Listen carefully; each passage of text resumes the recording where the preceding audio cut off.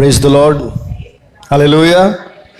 మన ప్రభువును రక్షకుడున్న అతి త్వరలో రానైన యేసుక్రీస్తు వారి యొక్క పరిశుద్ధమైన నామములో మీ అందరికీ శుభములు తెలియజేస్తున్నాను. I greet you all in the matchless name of Jesus Christ of Nazareth. आप सबको यीशु मसीह के नाम पे శుభకామనాయే. మరి యొక్క పునరుద్ధాన దినమున మనందరం కూడా దేవుని సన్నిధిలో సజీవులుగా ఉండటం దేవుడు మనకిచ్చిన కృప. దేవుని సన్నిధిలో ఉండడం కంటే గొప్ప విషయం ఇంకొకటి లేదు. ఆ ఆశీర్వాదము, ఆ ధన్యత మనం ఎప్పుడు కూడా జార విడుచుకోకూడదు. దేవుని స్తోత్రం. హల్లెలూయా. మరి ఈరోజు వాక్య భాగంలోనికి వెళదాం. మనందరికీ తెలుసు, మనం వాక్యాన్ని వింటున్నాం కదా, వాక్యాన్ని వింటున్నాం, వాక్యాన్ని ధ్యానిస్తున్నాం, అదేవిధంగా వాక్యాన్ని బోధిస్తున్నాం, వాక్యాన్ని ఎంతోమందికి తెలియజేస్తూ ఉన్నాం. అయితే ఈరోజు ఇంకొక ముఖ్యమైన విషయాన్ని కూడా తెలుసుకుందాం. వాక్యాన్ని వింటున్నాం, బోధిస్తున్నాం, అవునా, అనుసరిస్తున్నాం కొన్ని సందర్భాల్లో, అన్ని సందర్భాల్లో కాదు. వాక్యాన్ని తింటున్నావా లేదా వాక్యాన్ని చెప్పాలి. సో ఈరోజు వాక్యాన్ని తినటం, eating the word of God. బైబిల్లో ఎక్కడ వాక్యాన్ని తినట గురించి ఉంది, దాని ఉద్దేశం ఏంటి, ఎందుకు తినాలి? జస్ట్ ఒక సింపుల్ ఉదాహరణ చెప్తాను మీకు. ఏదైనా ఆహార పదార్థం యొక్క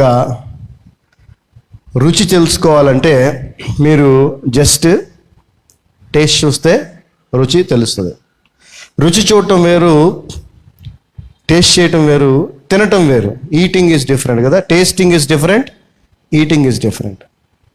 టేస్ట్ చేస్తే అది ఎంతవరకే పరిమితం కదా, ఎంతవరకే. అది ఎలా ఉందో నీకు తెలుస్తుంది. కానీ తింటే దానివల్ల నీకు కలిగేటువంటి ఏమంటారు మేలు అంటే శక్తి రావటం కానీ, నీ ఆరోగ్యం బాగుపడటం కానీ కదా, ఇవన్నీ కూడా జరుగుతాయి. సో ఈరోజు వాక్యం యొక్క ముఖ్య ఉద్దేశం కూడా అదే, వాక్యాన్ని తినుట, eating the word of God. ఇది ఎవరు చేశారు, బైబిల్ గ్రంథములో ఎక్కడ ఉంది? అంతేకాకుండా తినకుండా కేవలం టేస్ట్ చూస్తే, రుచి చూస్తే ఏమాత్రం ఉపయోగం ఉండదు అనేటువంటి విషయాన్ని కూడా బైబిల్ గ్రంథంలోంచి మనం తెలుసుకుందాం. దేవుని స్తోత్రం. హల్లెలూయా. ద బుక్ ఆఫ్ ఇర్మియా గ్రంథము 15వ అధ్యాయము 15th chapter. The book of Jeremiah 15th chapter 16th words. ఇర్మియా గ్రంథము 15వ అధ్యాయము 16వ వచనం. జాగ్రత్తగా చదువుతున్నాను, వినండి. దై వర్డ్స్ వర్ ఫౌండ్. మొదటి లైన్ చూసినట్లయితే దై వర్డ్స్ వర్ ఫౌండ్. మాటలు నాకు దొరకగా. దేవుని మాటలంట ఆయనకి ఏమైనా అంటండి, ఏం జరిగింది? ఆయనకి ఏమైనా దొరికినాయి. ఎవరికి దొరుకుతాయి చెప్పాలి? ఎవరికి దొరుకుతాయి? వెతికే వారికి దొరుకుతాయి. వెతుకుడి మీకు దొరుకును, యేసుప్రభువు చెప్పాడుగా. ఏం వెతకమని? ఏం వెతకమని? బంగారం, లేకపోతే ఇళ్ళు, ఉద్యోగాలు ఎత్తుక్కోమనా? మంచి పెళ్లి కూతురుని ఎత్తుక్కోమనా? వెతుకుడి మీకు దొరకును. ఏం వెతకాలి? వాక్యాన్ని వెతకాలి. ఆయన వాక్యాన్ని వెతికాడు, అది అతనికి దొరికింది. హల్లెలూయా. వెతుకు వారికి మాత్రమే వాక్యము దొరుకుతుంది. సర్చ్ ద స్క్రిప్చర్స్ అని బైబిల్ చెప్తా ఉంది. లేఖనములను పరిశోధించుడి అని. వెతకాలి. మామూలుగా ఏదో చదువుకుంటూ వెళ్ళిపోవటం కాదు. ఏంటి దీంట్లో ఏముంది, ప్రభువా నాకు తెలియజేయి, నాకు చూపించు అని వెతకాలి. అంతేకాదు, ఆ వెతికినప్పుడు, వాక్యము దొరికినప్పుడు ఆయన ఏం చేశాడంట చూడండి. And I did eat them. నీ మాటలు నాకు దొరకగా నేను వాటిని భుజించి తిని. ఏం చేశాడంటండి? నేను వాటిని భుజించి తిన్నాను అంటున్నాడు. అరే ఏం వింటం వరకే ఉన్నాయి, ఇప్పుడు దాకా ఉందాం కానీ తింటాం ఏంటరా బాబు అని. తినాలి, అదంతా కూడా మనం తెలుసుకోబోతా ఉన్నాం. నీ వాక్యము నాకు దొరకగా నేను దానిని భుజించి తిని. కొంచెం ఆశ్చర్యంగా అభ్యంతరకరంగా కూడా అనిపించవచ్చు వాక్యాన్ని తినటం ఏంటి అని. కానీ అతడు చెప్తున్నటువంటి ఈ స్టేట్మెంట్, నీ వాక్యము నాకు దొరకగా నేను దానిని భుజించి తిని అని ఎవరికి చెప్తున్నాడు? దేవునికే చెప్తున్నాడు. జాగ్రత్తగా వినండి. ఇక్కడ మాయమాటలు లేదా అబద్ధాలు మన మనుషులతో చెప్పొచ్చు.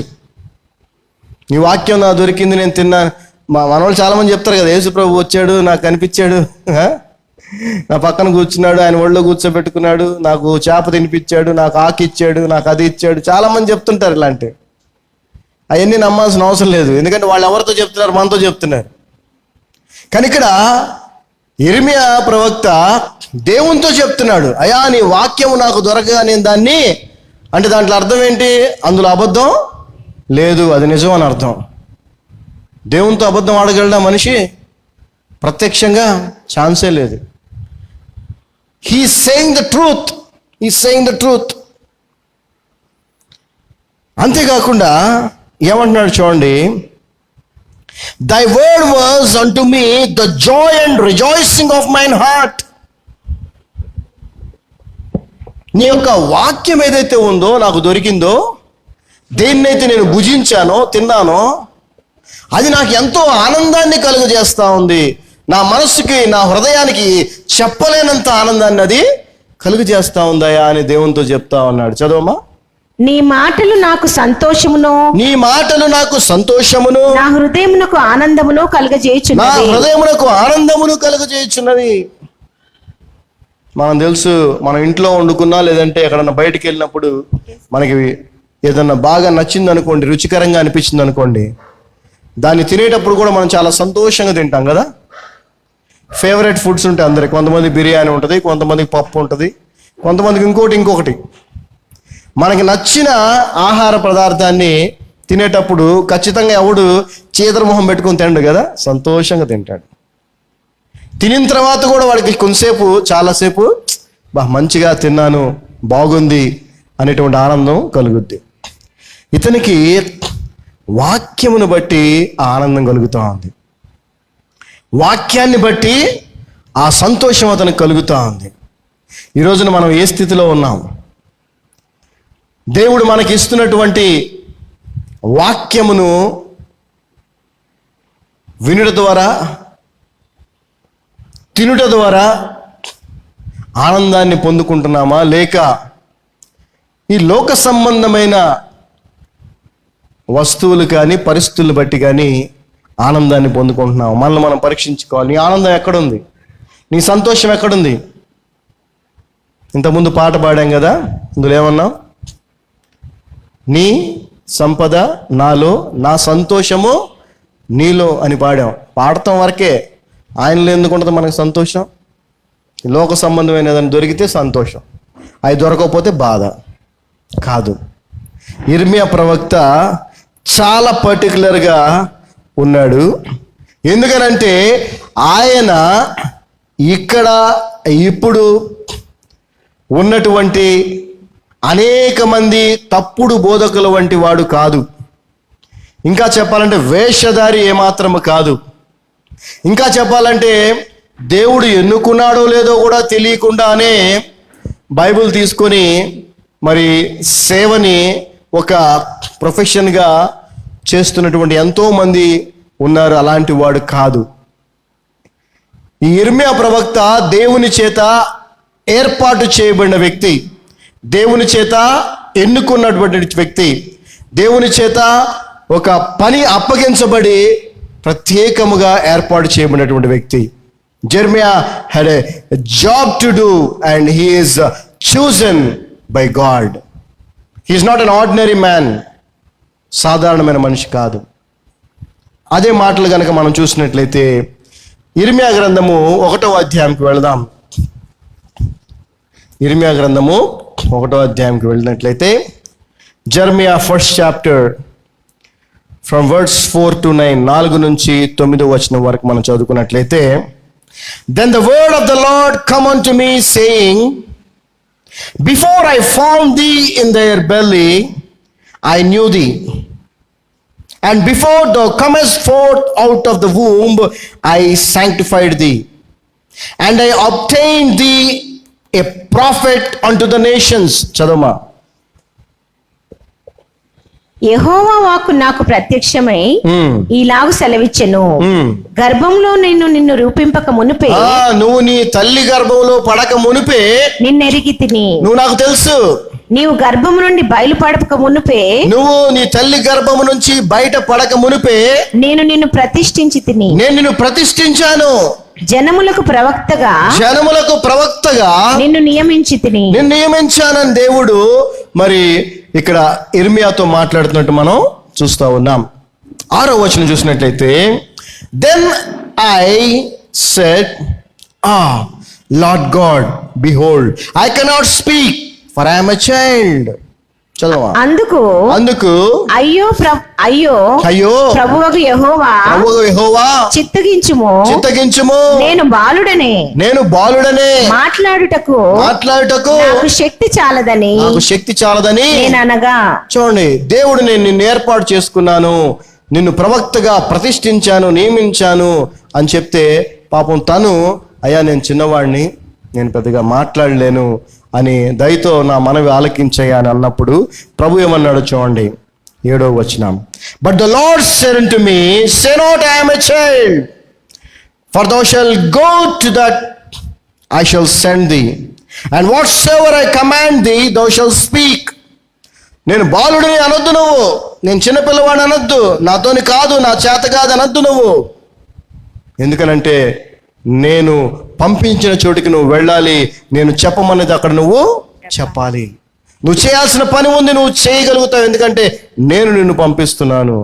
యెహోవా నాకు ఇలాగు సెలవిచ్చెను, నేను బాలుడని అనవద్దు, నేను నిన్ను పంపు వారందరి యొద్దకు నీవు పోవలెను, నీకు ఆజ్ఞాపించిన సంగతులన్నీ చెప్పవలెను. సో ఆ తర్వాత 8వ వచనం, be not afraid of their faces, for I am with thee to deliver thee, said the Lord. వారికి భయపడకుము, నువ్వెవ్వరికి భయపడాల్సిన అవసరం లేదు, నిన్ను విడిపించుటకు నేను నీకు తోడై ఉన్నాను. ఇదే యెహోవా వాక్కు. ఈ సత్యాన్ని యేసుక్రీస్తు ప్రభువుని రక్షకుడిగా అంగీకరించిన ప్రతి వ్యక్తి కూడా తెలుసుకోవాలి. యేసుక్రీస్తు ప్రభువుని రక్షకుడిగా అంగీకరించి క్రైస్తవులుగా ఈ లోకంలో జీవిస్తున్న మనందరము కూడా తెలుసుకోవాల్సిన విషయం ఏంటంటే, మనందరినీ కూడా దేవుడు ప్రత్యేకంగా ఏర్పాటు చేసుకున్నాడు. మనందరినీ కూడా దేవుడు ప్రత్యేకంగా ఆయన సేవ చేయాలని ఆయన ఏర్పాటు చేసుకున్నాడు. మనం ఎవరికి భయపడకుండా, దేనికి భయపడకుండా ఆయన మనకి చెప్పిన మాటల్ని, మనకు తెలియజేసిన విషయాల్ని అందరితో మనం చెప్పాలి. ఇది మన బాధ్యత. భయపడాల్సిన అవసరం లేదు. మాట్లాడలేను అని అనుకోవద్దు. నువ్వు మాట్లాడాలని నిర్ణయించుకుంటే దేవుని నీకు సహాయం చేస్తాడు. ఎలా చేశాడో చూడండి తన విషయంలో. 9వ వచనం మనం చూసినట్లయితే, then the Lord put forth his hand and touched my mouth, and the Lord said unto me, behold, I have put my words in thy mouth. అప్పుడు యెహోవా చేయి చాపి నా నోరు ముట్టి ఇలాగు సెలవిచ్చెను, ఇదిగో నేను నీ నోట నా మాటలు ఉంచి ఉన్నాను. చూసారా? సో దేవుడు ప్రత్యక్షంగా ఇర్మియాను ప్రవక్తగా ఏర్పాటు చేసుకొని, అయా నేను మాట్లాడలేనంటే ఆయన చేత్తో ఇర్మియా నోటిని తాకి, ఇదిగో నీ నోటిలో నా మాటలు ఉంచి ఉన్నాను. సో ఈ మాటలు దేనికోసం? అక్కడికి వెళ్ళి పలకటానికి, చెప్పటానికి. అయితే ఇక్కడే డిఫరెన్స్ని మనం చూడబోతా ఉన్నాం. Now we're going to see the difference. First మనకేం అర్థమవుతుందంటే, ఇర్మియా సాధారణమైన వ్యక్తి కాదు, ప్రత్యేకముగా దేవుని చేత ఏర్పాటు చేయబడిన ప్రవక్త, దేవునితో మాట్లాడేటువంటి అనుభవం కలిగినటువంటి వ్యక్తి. దేవుడు తన నోటిని ముట్టి దేవుని మాటలను తన నోటిలో పెట్టినటువంటి అనుభవం కలిగినటువంటి వ్యక్తి. అయితే ఏం జరిగి ఉండొచ్చు అని అంటే, అతడు దేవుడు చెప్పమన్న మాటలు నోట్లో పెట్టాడు కదా, పెట్టిన తర్వాత అతను అవి మాట్లాడినప్పుడు అవి అక్కడితో అయిపోయి ఉంటాయి. అంతే కదా, అవునా? అయితే తనకు అనిపించి ఉండొచ్చు మేబీ, ఇది ఇలా కాదు, ఆయన మాటలు నా నోట్లో ఉండి నేను ఇతరులకి చెప్పటం కాదు, ఆయన మాటలు నాకు కావాలి ఆయన మాటలు ఎప్పుడు నాతోనే ఉండాలి, ఎప్పుడు నాలోనే ఉండాలి. అప్పుడే కేవలము ఇతరులకు చెప్పటం మాత్రమే కాదు, నేను కూడా ఆ విధంగా జీవించగలుగుతాను అని అనుకున్నాడేమో తెలియదు. తను దేవుని మాటలను భుజించాడు. హల్లెలూయా. అది ఎలాగో కూడా మనం చూద్దాం. అయితే ఈ ఇర్మియా ప్రవక్త ఇప్పుడున్నటువంటి, లేదంటే అనేక మంది వేషధారులైనటువంటి సేవకులు ఉన్నారు. నోటితో బాగా చెప్తారు, బాగా మాట్లాడతారు, బాగా ప్రిపేర్ అయ్యి వచ్చి బాగా మాట్లాడతారు, కానీ దాన్ని ఏమాత్రం వాళ్ళు ఫాలో చేయరు. వారి జీవితంలో కానీ వారి ప్రవర్తనలో కానీ దేవుని వాక్యాన్ని వాళ్ళు ఏమాత్రము అనుసరించరు. ఎందుకనంటే వాళ్ళు ఇక్కడ ప్రిపేర్ అయ్యి ఇక్కడ పెట్టుకొని వస్తారు, ఇక్కడ పెట్టుకొని వచ్చి ఏం చేస్తారు, మాట్లాడేస్తారు, చక్కగా మాట్లాడతారు, చాలా వినేవాళ్ళకి వినసొంపుగా ఉండేలాగా మాట్లాడతారు, కానీ వాళ్ళు మాత్రం దాన్ని అనుసరించరు. ఎందుకనంటే వాళ్ళు దాన్ని భుజించరు. ఈయన అలాంటి వాడు కాదు అనటానికి ఆ నెక్స్ట్ 17వ వచనం ఇర్మియా గ్రంథము 15వ అధ్యాయము, ఇర్మియా గ్రంథము 15వ అధ్యాయము 17వ వచనం మనం చూసినట్లయితే, I sat not in the assembly of the mockers, nor rejoiced. I sat alone because of thy hand, for thou hast filled me with indignation. చదవమ్మా. సంతోషించి వారి సమూహములో నేను కూర్చుండలేదు. సంతోషించి వాని సమూహం అని అంటే దానికి ముందు ఇక్కడ ఏం రాశాడు, అసెంబ్లీ ఆఫ్ ద మాకర్స్ అన్నాడు. అంటే తప్పు చేసేవారు, దుష్టులుగా, దుష్టత్వం, చెడు పనులు చేసేవాడు, వాళ్ళతో పాటు నేను అసలు కూర్చోలేను, కూర్చోబుద్ధి కావట్లేదు. నిజంగా గుర్తుపెట్టుకోండి, దేవుని వాక్యము మీలో ఉంటే, దేవుని వాక్యము మీ శరీరములో, మీ హృదయములో, మీ అణువణువున ఉంటే మీరు లోక సంబంధమైనటువంటి సహవాసములో ఏమాత్రం ఉండలేరు, అక్కడ కూర్చోలేరు కూడా. ఏదన్నా వేరే లోక సంబంధమైన మాటలు మాట్లాడుకుంటున్నారు అనుకోండి, అక్కడ మీకు కూర్చోబుద్ధి కాదు, అక్కడ ఉండబుద్ధి కాదు. మనం అనుకోవచ్చు, ఏముందిలే మామూలు విషయాలే కదా, సెక్యులర్ థింగ్సే కదా అని అనుకోవచ్చు. మనకు సంబంధం లేని విషయాలు. ఎవరైనా నలుగురు దొంగలు కూర్చొని రాత్రికి ఎక్కడ కన్నం వేయాలో ప్లాన్ చేసుకుంటున్నారు అనుకోండి, మనం కూడా వెళ్ళి వాళ్ళతో కూర్చోవచ్చా? ఒకవేళ నీకు తెలియక కూర్చున్నా వాళ్ళు మాట్లాడుకునే మాటలను బట్టి ఏం చేస్తాను, వీళ్ళ దొంగల్లా ఉన్నారు, పదరా బాబు పక్క వెళ్ళిపోతా లేదా? అలాగే ఈ లోక సంబంధమైన మాటలు మాట్లాడుకుంటూ ఆ వాటిలో ఆనందించే వాళ్ళు ఎంతోమంది ఉంటారు. అక్క భలే ఉంది, అక్క నెక్లెస్ భలే ఉంది అని కదా, పాపం లేనామో ఫీల్ అవుతూ ఉంటుంది, నాకు లేదే అని. ఏమో అవును మొన్నే మా ఆయన కొనిచ్చాడు. ఇట్లాంటి లోక సంబంధమైన మాటలు మాట్లాడుకుంటే మనసు ఉండలేరు. ఎవరు ఉండలేరు? దేవుని వాక్యం ఎవరిలో అయితే ఉంటుందో వాళ్ళు ఉండలేరు. ఎందుకంటే దేవుని వాక్యానుసారముగా ఈ లోక సంబంధమైనవి ఏంటవి? పెంట దగ్గర కూర్చోగలవు వెళ్ళి నువ్వు? 4 రకాల పెంటలు ఉన్నాయి, అక్కడ వెళ్ళి కూర్చుంటావు నువ్వు? అది ఇర్మియా అంటున్నాడు, నేను అలాంటి వాళ్ళతో ఏమాత్రం ఉండను. చదవమ్మా 17వ వచనం. సంతోషించు వారి సమూహంలో నేను కూర్చుండలేదు, నేను ఉల్లసింపలేదు, కడుపు మంటతో నీవు నన్ను నింపి ఉన్నావు కనుక. ఏం మంట అంటే? కడుపు మంట అంట. కడుపు మంట కాదు అది, యాక్చువల్గా చెప్పాలంటే it's a fire, it's a burning desire. వాక్యముతో నింపబడ్డాడు. అది వెళ్ళి అందరికి చెప్పాలా, అందరిని హెచ్చరించాలా, అందరికీ బోధించాలా. యాక్చువల్గా గమనిస్తే ఇర్మియా అదేవిధంగా తన స్నేహితుడు బరాక్ అనేటువంటి వ్యక్తి, వారిరువురు కూడా దేవుని వాక్యాన్ని ఒక ఏమంటారు గొర్రె చర్మం మీద రాస్తారు. దేవుడు చెప్పిన మాటల్ని దాని మీద రాస్తారు. రాసిన తర్వాత ఇర్మియా ప్రవక్త ఏం చేస్తాడంటే ఆ చర్మాన్ని రోల్లా చేసి నవ్వులు తినేస్తాడు. జరిగిన విషయం అది. అంటే అతనుకున్న ఆశ చూడండి, అతనుకున్న ఆశ చూడండి. ఏమని? వాక్యము నాలో ఉండాలి, నాలో ఉండాలి అని ఆశ. ఆ వాక్యము గనక నీలో ఉంటే అది ఎలా ఉంటుందంటే, ఇప్పుడు తెలుగులో కడుపు మంట అన్నారు కదా, ఆ టైపులో మనం సినిమాల్లో కూడా వాటిలో కామెడీ సీన్స్లో చూస్తూ ఉంటాం. ఏమని?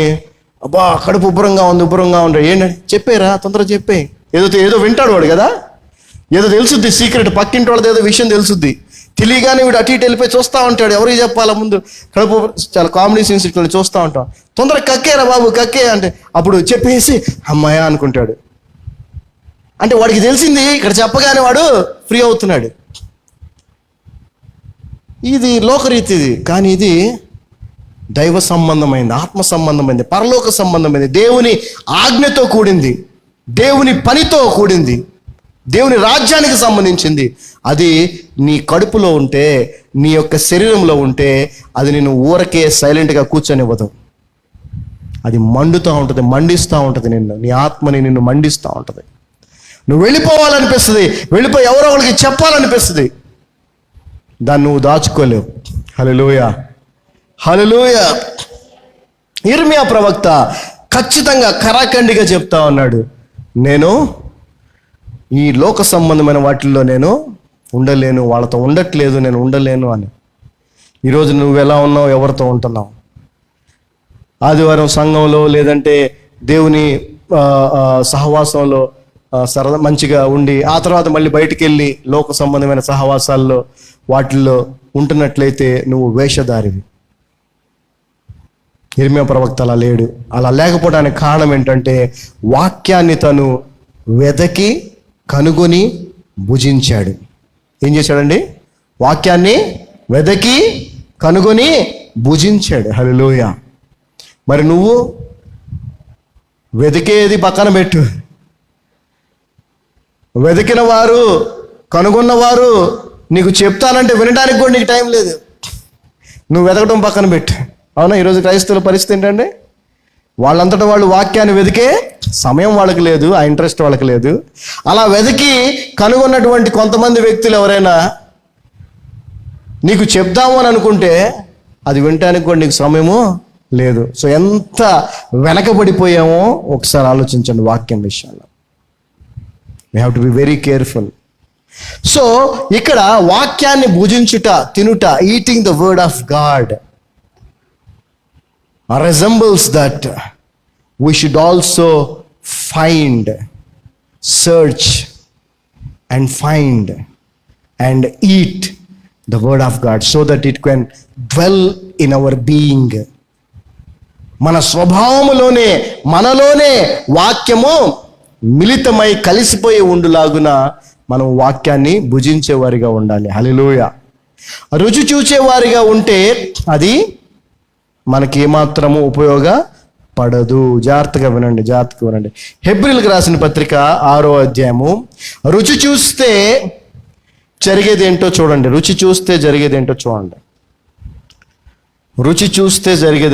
తినాలి, నువ్వు తినకపోతే ఉపయోగం లేదు.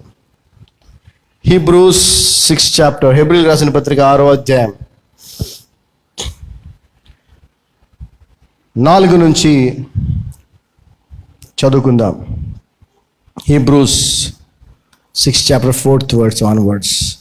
For it is impossible, జాగ్రత్తగా వినండి. For it is impossible for those who were once enlightened and have tasted the heavenly gift and were made partakers of the Holy Ghost and have tasted the good word of God and the powers of the world to come, If they shall fall away, to renew them again unto repentance, seeing they crucify to themselves the Son of God afresh, and put him to an open shame. For the earth which drinketh in the rain that cometh off upon it, and bringeth forth herbs meet for them, by whom it is dressed, receiveth blessing from God. But that which beareth thorns and briars is rejected, and is nigh unto cursing, whose end is to be burned. చదవమ్మా. ఒకసారి వెలిగింపబడి, జాగ్రత్తగా వినండి. ఒకసారి వెలిగింపబడి అంటే ఒకసారి దేవుని వాక్యాన్ని విన్నారు, విని బాగా అనిపించింది వాళ్ళకి. తెలుసు కదా, మోటివేషన్స్ స్పీకర్స్ ఉంటారు, వాళ్ళు చెప్పేది విన్నారనుకోండి, వినగానే నీకు అసలు రజనీకాంత్ ఏంటి, సచిన్ టెండూల్కర్ ఏంటి, నేను కూడా ఏదైనా సాధించగలను అనే ఫీలింగ్ వచ్చేస్తుంది. బయటికి వెళ్ళగానే మళ్ళీ అంతా తుస్సు అయిపోతుంది. ఒకసారి వెలిగించబడి పరలోక సంబంధమైన వరమును రుచి చూచి, దేవుని మేలులు కూడా కదా ప్రార్థన చేసుకుంటారు, లేదంటే వాళ్ళ అవసరం ఉంటుంది, అక్కర ఉంటుంది, సంఘానికి వస్తారు, సేవకుని యొక్క ప్రార్థన ద్వారానో దేవుని కృప ద్వారానో మరి అందరి ప్రార్థన ద్వారానో పరలోక సంబంధమైన మేలు కూడా పొందుకుంటారు. పరిశుద్ధాత్మలో పాలివారై, పరిశుద్ధాత్మ అనేటువంటి అనుభవాన్ని కూడా కలిగిన వారై ఉంటారు. దేవుని దివ్య వాక్యమును రాబో యుగ సంబంధమైన శక్తుల ప్రభావమును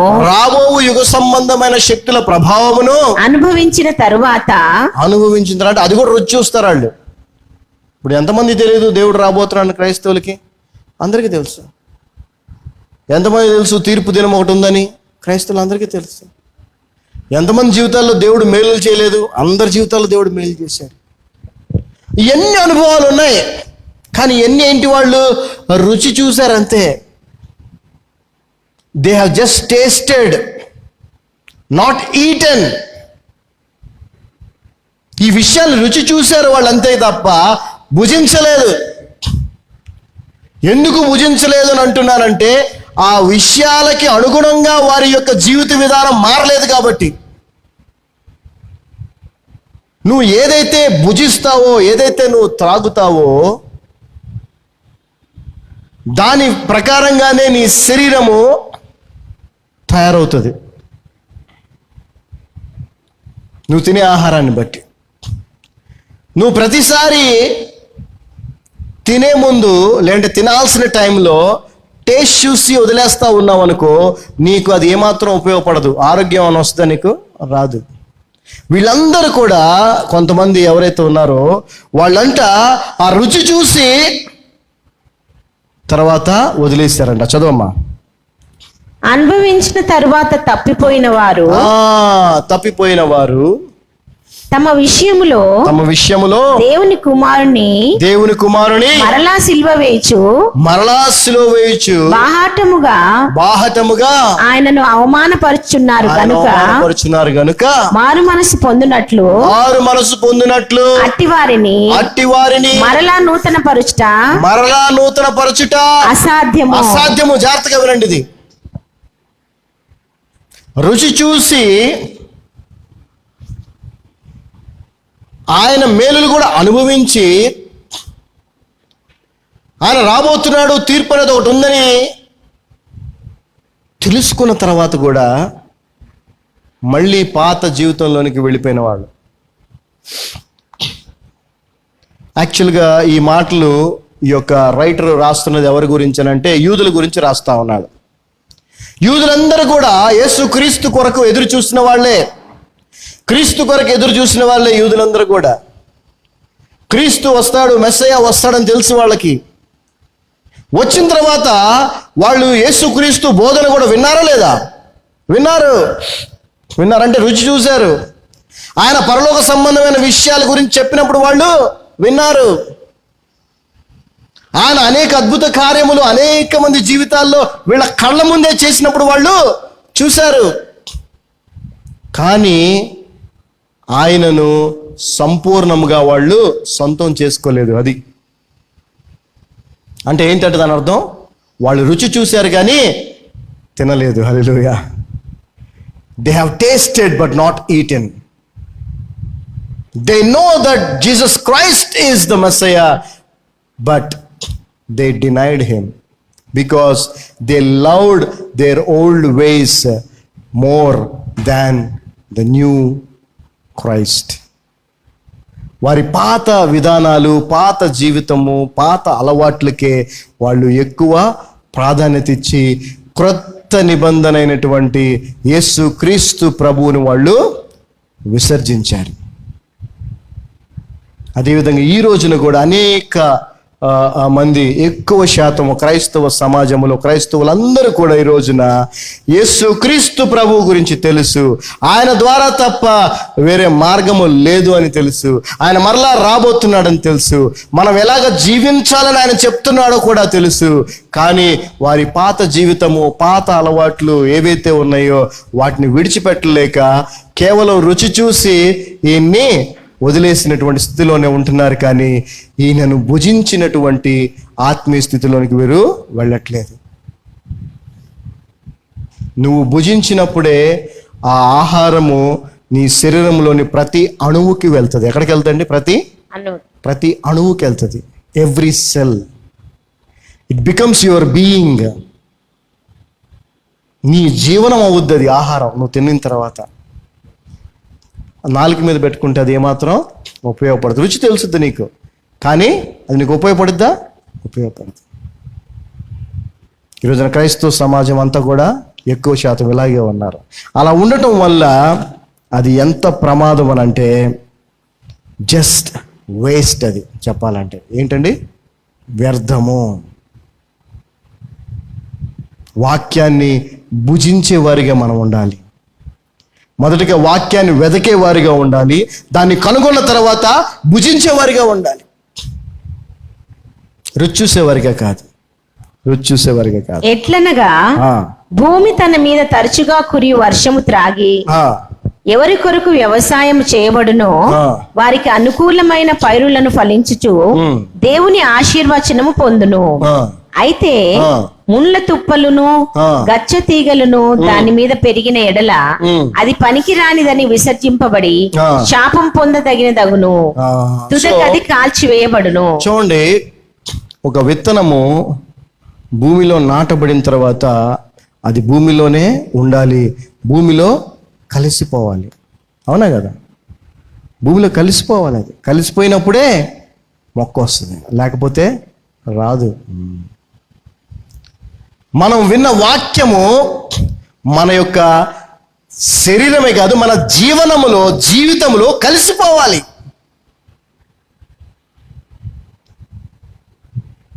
నాలుక మీద ఉంటే ఉపయోగం లేదు. మనం తినే ఆహారము, నువ్వు తిన్నావు, బాగా తిన్నావు, తినిన తర్వాత కక్కేస్తే ఉపయోగపడుద్దా? కొంతమంది ఆ పని చేసేవాళ్ళు కూడా ఉంటారు కదా. రుచి చూస్తారు, బాగుంది కదా అని బాగా తింటారు, తర్వాత ఏం చేస్తారు? కక్కేస్తారు. ఒక కొటేషన్ ఉంటుంది, ఏమనంటే టేస్ట్ ఎవ్రీథింగ్, ఈట్ నథింగ్. ఇదేంటంటే డైటింగ్కి సంబంధించిన కొటేషన్. ఇది డైటింగ్కి ఇది బాగుంటుంది, కానీ వాక్యానికి ఇది ఏమాత్రం సరిపోదు. అన్ని టేస్ట్ చేయండి కానీ ఏమి తినబాకండి, అప్పుడు మీరు సన్నగా ఉంటారు, హెల్తీగా ఉంటారని డైటింగ్ కొటేషన్ అది. వాక్యం విషయానికి వస్తే అలా కాదు, నువ్వు దాన్ని తినాలి. It should become your being. Word should become your being. అంటే ఎంతగా నువ్వు దాన్ని అవసరం అనుకోవాలి. అసలు భోజనం చేస్తున్నాము, మనం రోజు చేస్తున్నాంగా, ఏదో ఒకటైతే తింటాంగా. ఎందుకంటే తినకపోతే మనం బ్రతకలేము. నీళ్ళు తాగుతున్నావా? అందరం కొబ్బరి నీళ్ళు లేదంటే 1000 రూపాయల వాటర్ బాటిల్ తాగలేంలే, కానీ విరాట్ కోహ్లీ లాగా ఏమండి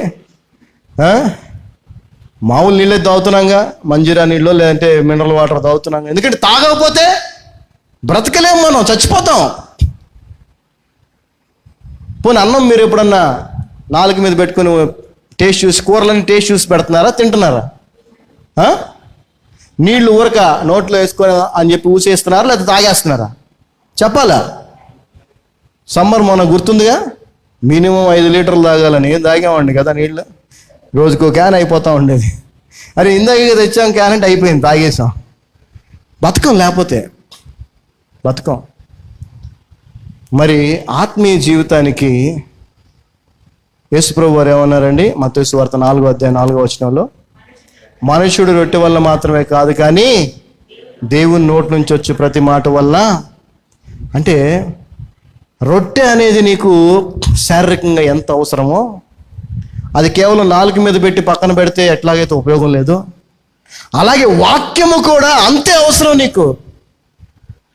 అన్ని పాళ్లలో నీకు అవసరం. ఏదో వారంకి ఒకసారి ఆదివారం వచ్చి చర్చిలో గంట వాక్యం వినటం కాదు. వారంకి ఒకసారి అన్నం తిను. ఎంతకాలం బతుకుతావు చూస్తాను. ఎంతకాలం బతుకుతావు వారంకి ఒకసారి అన్నం తింటే? మా అయితే 2-3 నెలలు ఉంటాము. తర్వాత చచ్చిపోతావుగా. వారంకి ఒకసారి తింటే సరిపోద్దా? వారంకి ఒకసారి నీళ్లు తాగు, బతుకుతావా?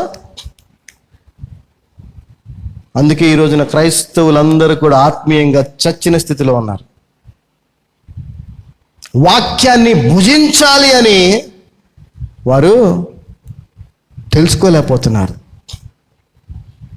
యేసు ప్రభు వారు స్వయంగా ఆ మాటను చెప్పారు. దాన్ని చూద్దాం ఇప్పుడు. యోహాను సువార్త 6వ అధ్యాయము, జాన్ గాస్పల్ 6th చాప్టర్,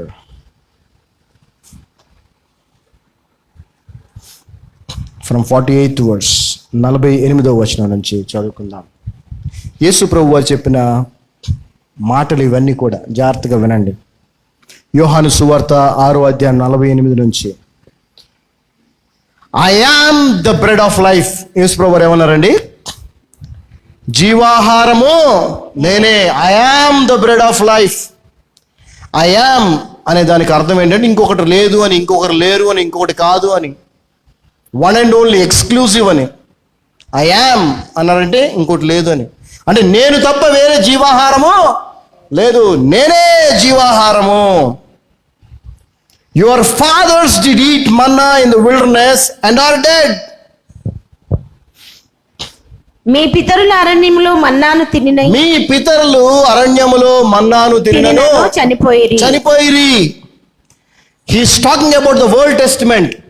గడిచిన వారము మనం విన్న వాక్యానికి ఇది కనెక్టివిటీగా కూడా ఉపయోగపడుద్ది. జాగ్రత్తగా వినండి. గడిచిన వారం మనం విన్నాం కదా, Christ is the end of the law. క్రీస్తు ధర్మశాస్త్రంనకు సమాప్తి అయి ఉన్నాడు. అది అయిపోయింది. మనం కొత్త న్యూ టెస్టిమెంట్లో ఉన్నాం. సో ఇక్కడ ప్రభు ఏమంటున్నాడంటే, మీ పితరులు మన్నా తిన్నారు.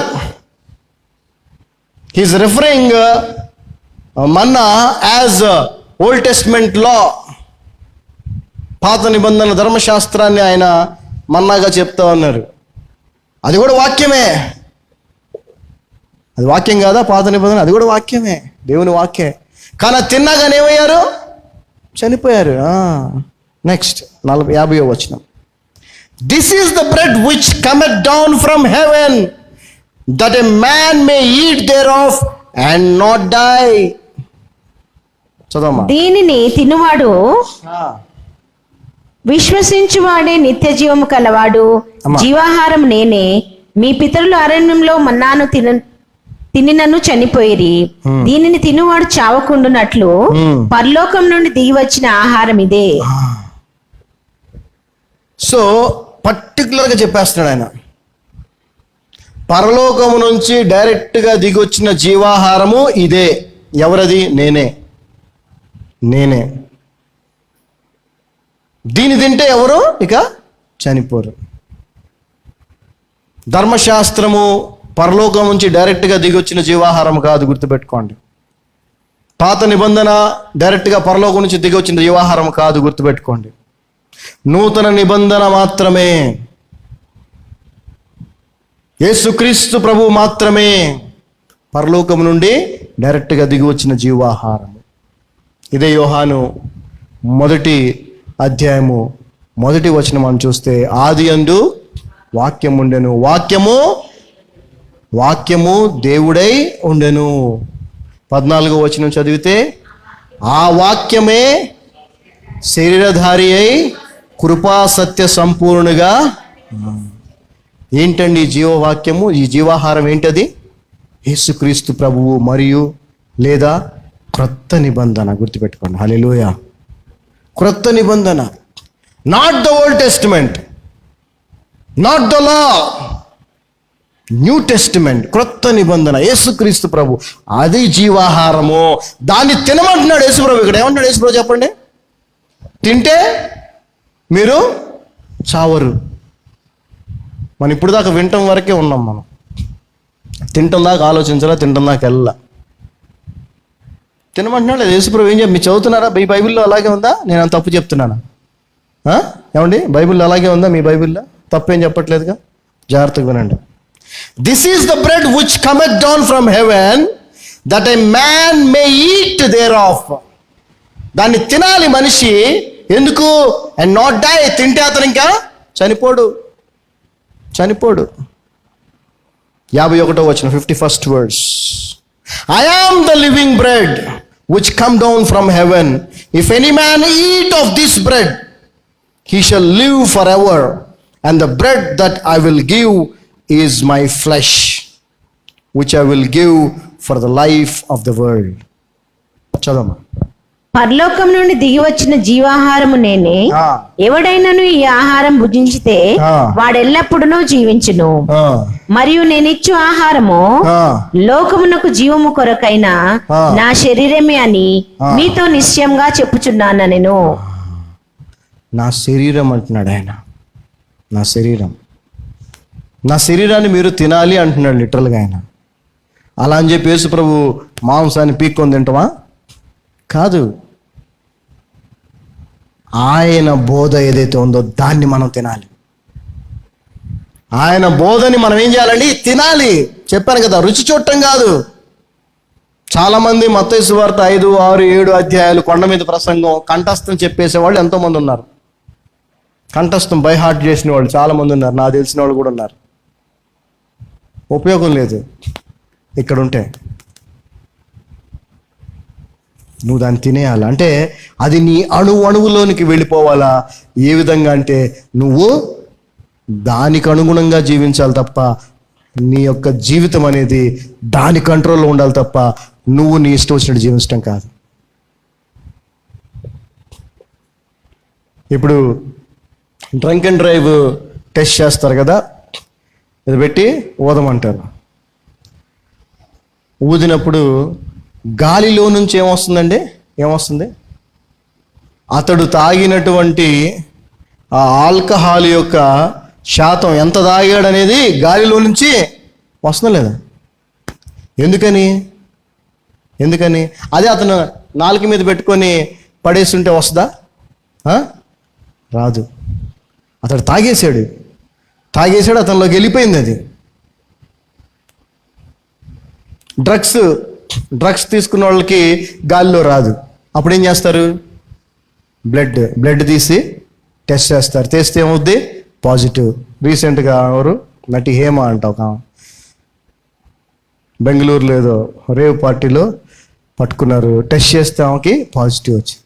అంటే తినింది ఎక్కడికి వెళ్తుంది? తాగింది ఎక్కడికి వెళ్తుంది? నీ అణువులోకి వెళ్ళిపోతుంది.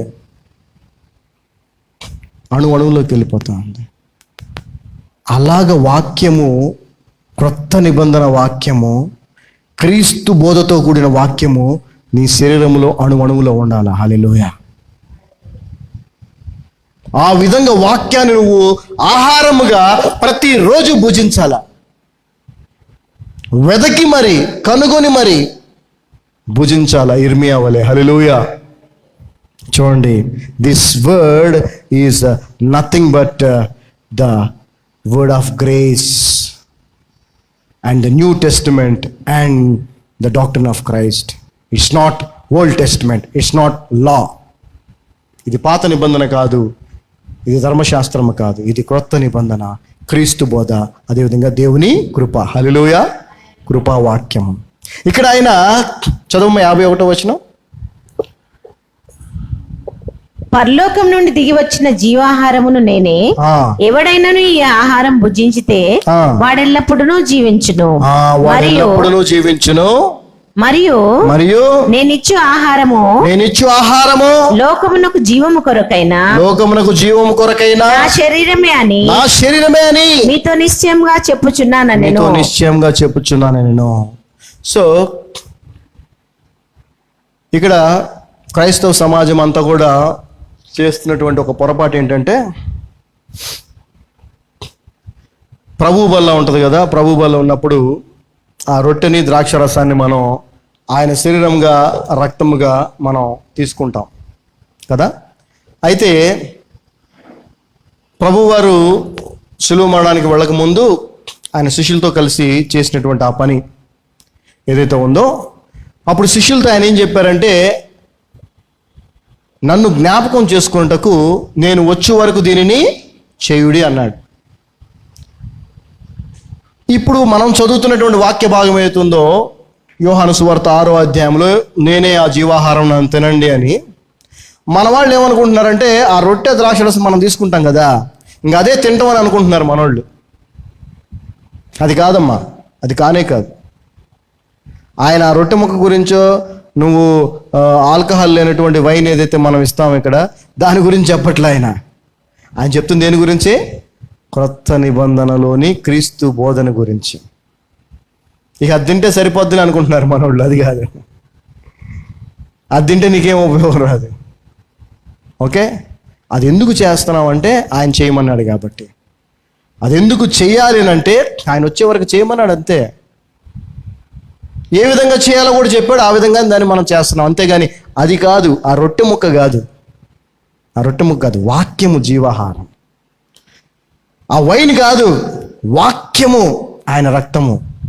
క్రొత్త నిబంధన ఏదైతే చేశాడో ఆ క్రొత్త నిబంధనే ఆ రక్తము. హల్లెలూయా.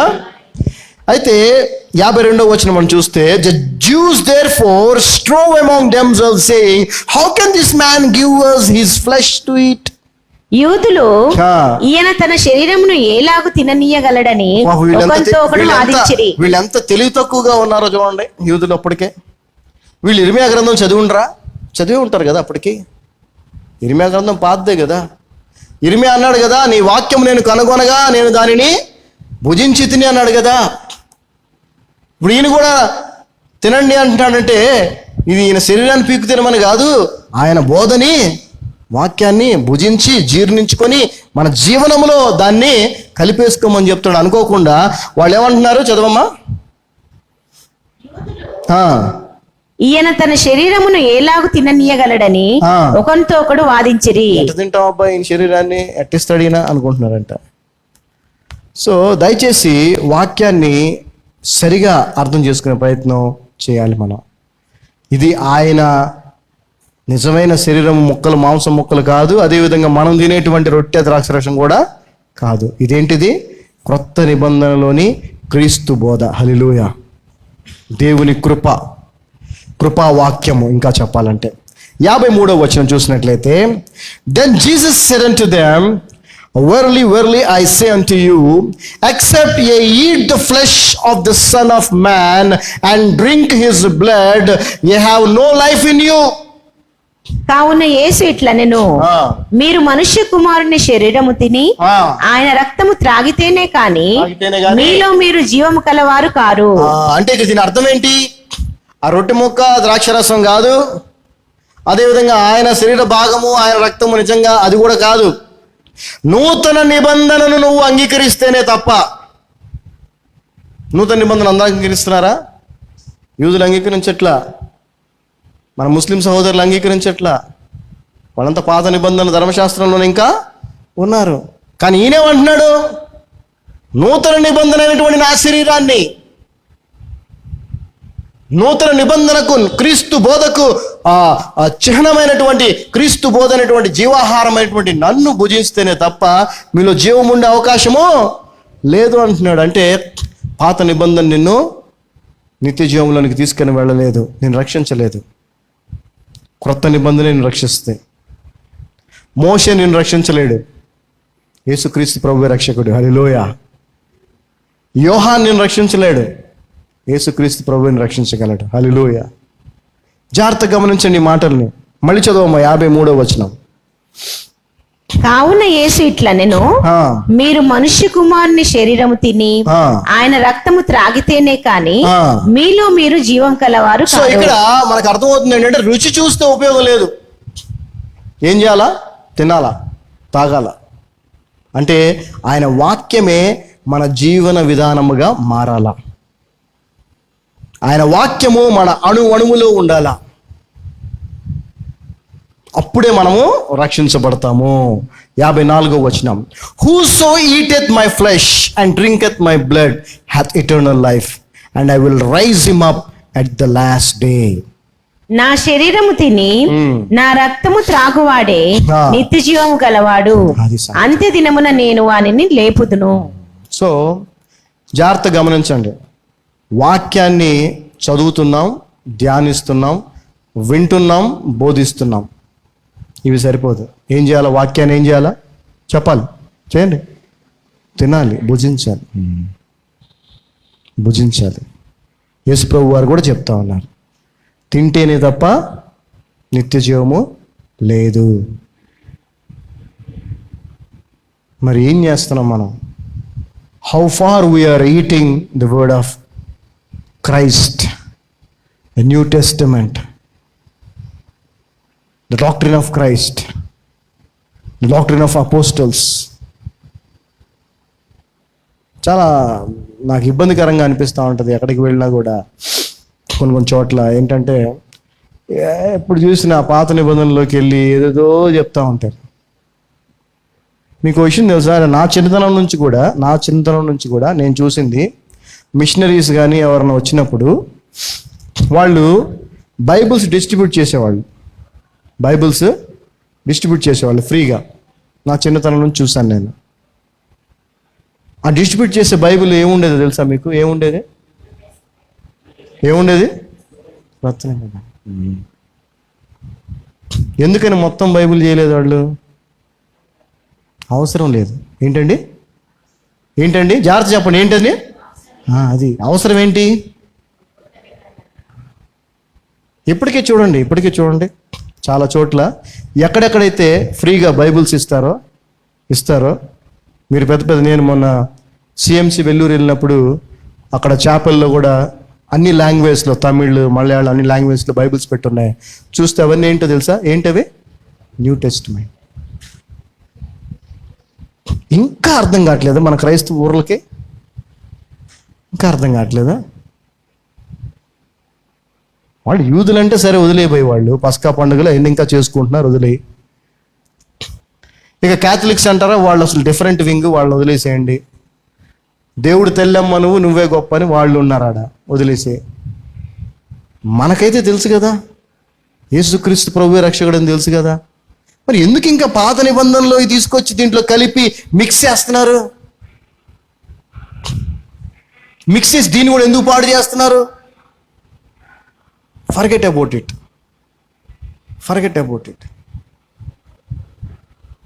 నువ్వు ఎప్పుడు ప్రార్థన చేసినా దేవుడు ప్రార్థన అంటాడు. పాత నిబంధనలో ఉంది కదా అని చెప్పి 3 గంటలకు లెగవలసిన అవసరం లేదు. నువ్వు ఎటు కూర్చొని ప్రార్థన చేసినా దేవుడు వింటాడు. పాత నిబంధనలో ఉంది కదా అని చెప్పి యెరూషలేము తట్టు తిరిగి ప్రార్థన చేయాల్సిన అవసరం లేదు. క్రొత్త నిబంధనను అనుసరించండి దయచేసి. క్రొత్త నిబంధన అయినటువంటి క్రీస్తు బోధను ఆహారముగా భుజించండి. అప్పుడే మీరు పరలోకానికి వెళ్తారు.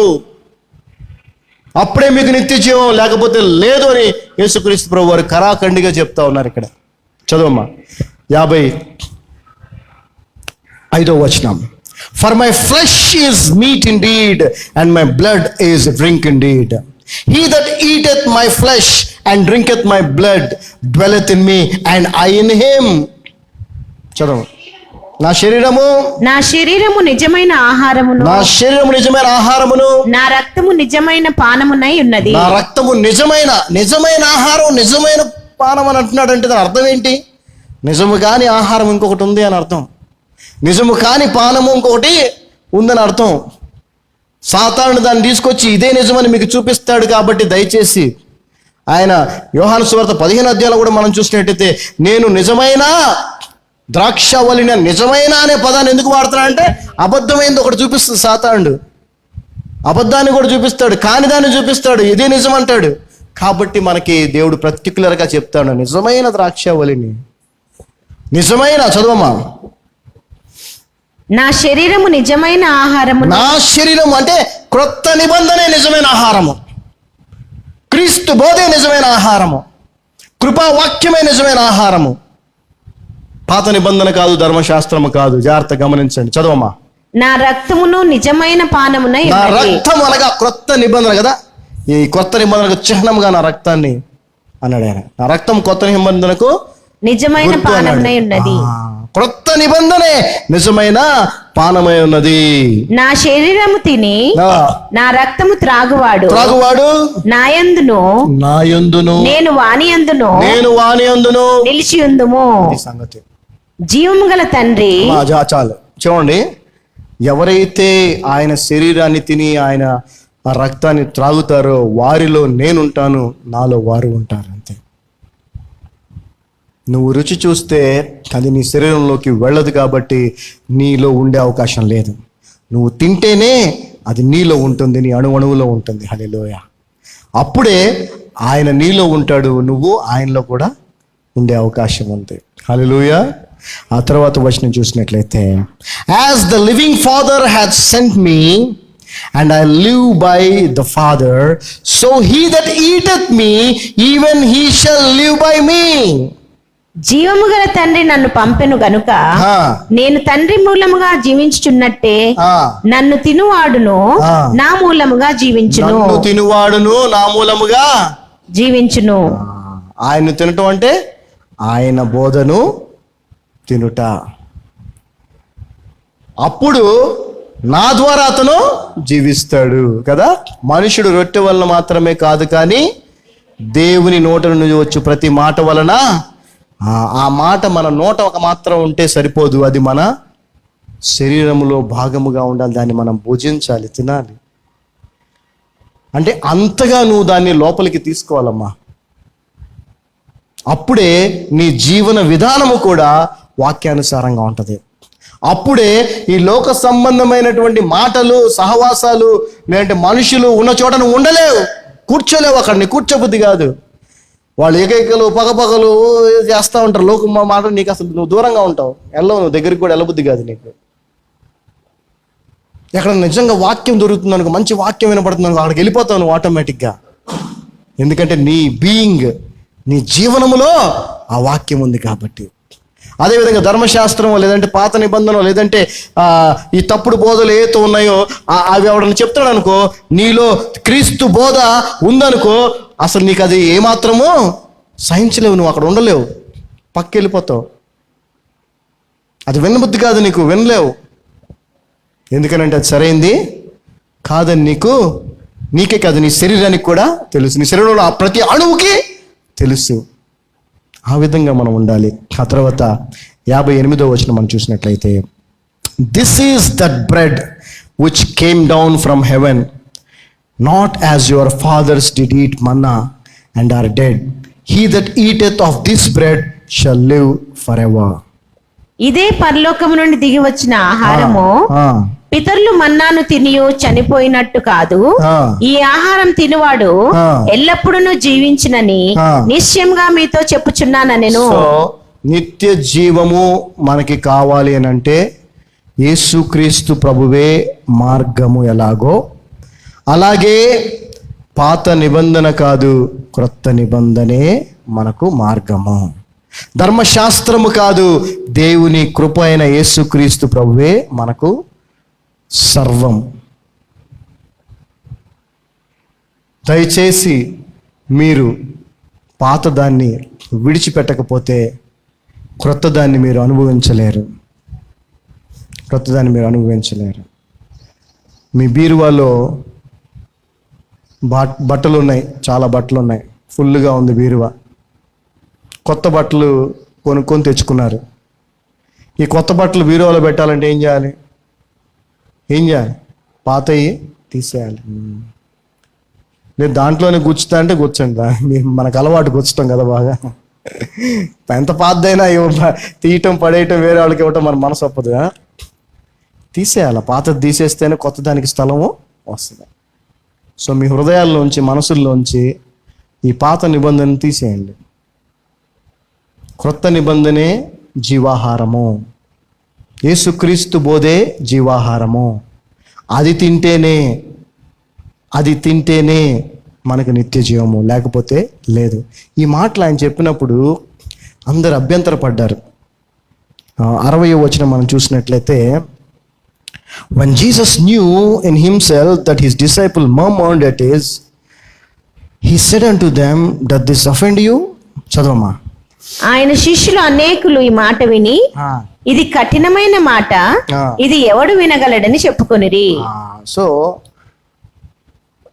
వాళ్ళు అప్పటికి ఇంకా అర్థం చేసుకోలేదు ఆయన మాట్లాడుతుంది ఆయన బోధన గురించి అని. వాళ్ళ నిజంగా ఆయన శరీరం గురించి రక్తం గురించి మాట్లాడుతాడేమో అనుకుని వాళ్ళు, మనం ఆయన శరీరాన్ని ఎట్లా తింటాం, రక్తాన్ని ఎలా తాగగలం అని అనుకున్నారు అప్పుడు. కానీ ఇప్పుడైతే ఆ పరిస్థితి లేదు. మనకు అన్ని కన్ఫ్యూజన్స్ క్లియర్ అయిపోయి మనకి స్పష్టంగా ఏం చేయాలో దేవుడు వాక్యం ద్వారా బయలుపరుస్తా ఉన్నాడు. ఒక చూయింగ్ గమ్ ఏదన్నా మీరు నోట్లో వేసుకొని నవ్వులుతూ ఉన్నారనుకోండి, దాని ఫ్లేవరు ఫస్ట్లో చాలా బాగుంటుంది కదా. కొంతసేపు అయిన తర్వాత ఏమవుద్ది, చప్పుగా అయిపోద్ది. తర్వాత ఏం చేస్తారు దాన్ని, అంటే నోట్లో వరకే ఉంటే కేవలం చూయింగ్ గమ్మే కాదు, ఆహారం కూడా. సరే మీకు మన నచ్చిన చికెన్ ముక్కే, ఫ్రై ముక్కే అనుకోండి, నోట్లో పెట్టుకుని నవ్వులుతూ ఉండండి.